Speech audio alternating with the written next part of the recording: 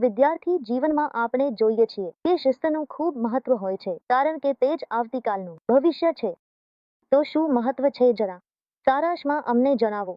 એવું કહેવામાં આવે છે કે વિદ્યાર્થી જીવનનો હીરા સમય છે, કારણ કે જો તમે તમારા જીવનની ઇમારતનો જે પાયો છે તેને ઠીક કરી લીધો તો નિશ્ચિતપણે તમારું આખું જીવન આદર્શ જીવન બની જશે. અને નાની વિદ્યાર્થી જીવનમાં આથી તેની જરૂર છે, કારણ કે જેમ કે એક નાનું બાળક છે, એક તાચા દોરાને તોડવું સરળ છે. જ્યારે તે પક્કી દોરી બની જાય છે, મોટી દોરી, તો તેને તોડવું મુશ્કેલ છે. નાના બાળકના સંસ્કાર કોમળ દોરાની જેમ કાચા હોય છે. તેને જે પણ આકારમાં અને જે પણ રીતે તમે તેને વારવા ઈચ્છો, નાખવા ઈચ્છો, તમે નાખી શકો છો.